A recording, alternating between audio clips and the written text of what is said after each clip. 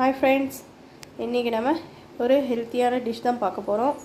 என்னடா இது ஹெல்த்தியான டிஷ்ஷுன்னு சொல்லிட்டு பாஸ்தா காமிக்கிறாங்களே, ஜங்க் ஃபுட் ஆச்சு அப்படின்னு தானே பார்க்குறீங்க. இந்த ஜங்க் ஃபுட்டையும் நம்ம ஹெல்த்தியாக மாற்ற முடியும்.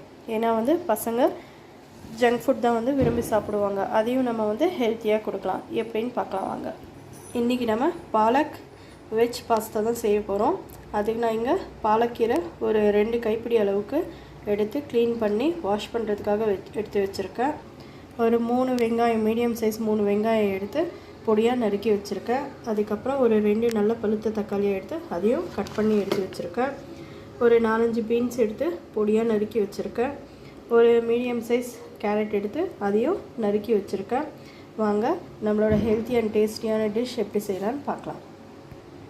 அதுக்கு நம்ம ஃபஸ்ட்டு மிக்ஸி ஜாரில் நம்ம பாலக்கீரையை தண்ணி ஃபுல்லாக ட்ரை பண்ணிவிட்டு மிக்ஸி ஜாரில் போட்டு இதை நல்லா கொரப்பாக அரைச்சி எடுத்துக்கலாம். நம்ம பாலக்கீரையை நல்லா கொரப்பாக அரைச்சி எடுத்துக்கிட்டோம். அடுப்பு ஆன் பண்ணி குக்கர் வச்சாச்சு. இன்றைக்கி நான் நம்மளோட பாஸ்தா குக்கரில் தான் செய்ய போகிறேன். குக்கர் நல்லா ஹீட் ஆனதுக்கப்புறம் இதுக்கு தேவையான அளவு எண்ணெய் சேர்த்திக்கலாம். தேவையான அளவு எண்ணெய் சேர்த்தி எண்ணெய் நல்லா ஹீட் ஆகிடுச்சு. நான் இதில் பட்டை, லவங்கம், ஏலக்காய் எதுவுமே சேர்க்குறதில்ல எண்ணெய் காயும் போது. ஏன்னா நான் இஞ்சி பூண்டு பேஸ்ட்லேயே போட்டு அரைச்சிருக்கேன். நீங்கள் எண்ணெய் காயும் போதே பட்டை, லவங்கம், ஏலக்காய் சேர்த்திக்கோங்க. இப்போ நம்ம கட் பண்ணி வச்சுருக்கிற வெங்காயம் சேர்த்துக்கலாம். வெங்காயம் நல்லா வதங்கிட்டுருக்கு. வெங்காயம் வதங்கும் போதே இதுக்கு தேவையான அளவு உப்பு சேர்த்துக்கலாம்.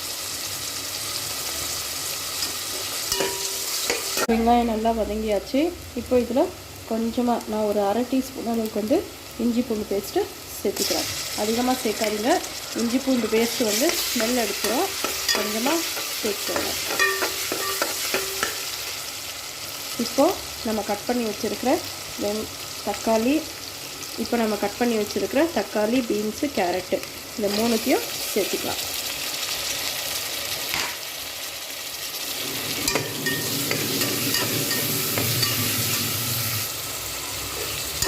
நம்மளோட வெஜிடபிள்ஸ் எல்லாம் நல்லா வதங்கிட்டு இப்போ இதில் நம்ம அரைச்சி வச்சுருக்கிற பாலக்கீரையை சேர்த்துக்கலாம்.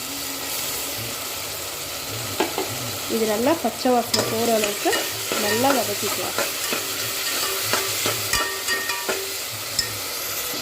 இப்போ இதில் நம்மளோட மசாலா எல்லாத்தையும் சேர்த்துக்கலாம். தேவையான அளவு மிளகாய்த்தூள், மஞ்சள் தூள், தனியாத்தூள்.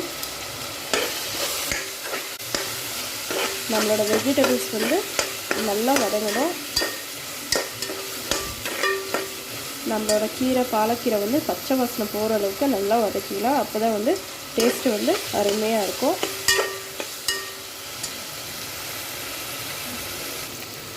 நான் 1, 2, 3 பாஸ்தா மசாலா எடுத்திருக்கேன். அதையும் இதில் சேர்த்துக்கலாம்.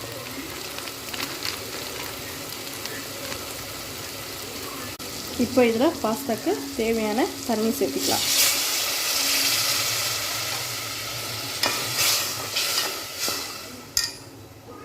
இப்போ பாஸ்தா சேர்த்திக்கலாம்.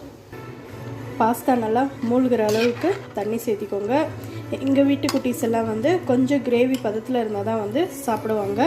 நீங்கள் ட்ரையாக வேணும்னா பாஸ்தா எந்த அளவுக்கு எடுக்கிறீங்களோ அந்த அளவுக்கு 1க்கு 2 தண்ணி எடுத்துக்கோங்க. எங்களுக்கு கொஞ்சம் கிரேவி கண்டென்சிட்டி வேணுன்றதுனால நான் தண்ணி கொஞ்சம் அதிகமாக தான் சேர்த்திருக்கேன். எல்லாம் சேர்த்தியாச்சு. உப்பு சரியாக இருக்கா அப்படின்னு சொல்லிட்டு செக் பண்ணி பார்த்துக்கோங்க. ஒரு 2-3 விசில் விட்டால் போதும். நம்மளோட டேஸ்டியான பாஸ்தா ரெடி ஆகிடும். நம்மளோட டேஸ்டியான பாஸ்தா எப்படி ரெடியாக இருக்குதுன்னு சொல்லிட்டு பார்க்கலாம். 3 விசில் வந்ததுக்கப்புறம் ஓப்பன் பண்ணி பார்த்தா எவ்வளோ கலர்ஃபுல்லான டேஸ்டியான டிஷ் பாருங்கள். 3 விசில் வந்ததுக்கப்புறம் ஓப்பன் பண்ணி பார்த்தா நம்மளோட பாலக் வெஜ் பாஸ்தா எவ்வளோ சூப்பராக ரெடியாக இருக்குது பாருங்கள். டேஸ்ட்டும் அட்டகாசமாக இருக்கும். ரொம்ப ஹெல்த்தியானது கூட. நம்ம இதில் பாலக்கீரையை சேர்த்துருக்கிறதுனால பயப்படாமல் குழந்தைங்கள்லேருந்து பெரியவங்க வரைக்கும் சாப்பிட்லாம். ரொம்ப ஹெல்த்தியானது. நீங்களும் இதை வீட்டில் கண்டிப்பாக ட்ரை பண்ணி பாருங்கள். ட்ரை பண்ணி பார்த்துட்டு டேஸ்ட் எப்படி இருந்தது அப்படின்னு சொல்லிட்டு மறக்காமல் கமெண்ட் பண்ணுங்கள். இதே மாதிரியே ஹெல்த்தியான ரெசிபிஸ் உங்களுக்கும் தேவைன்னா நம்மளோட சேனலை சப்ஸ்கிரைப் பண்ணுங்கள், லைக் அண்ட் கமெண்ட் பண்ணுங்கள். தேங்க்யூ.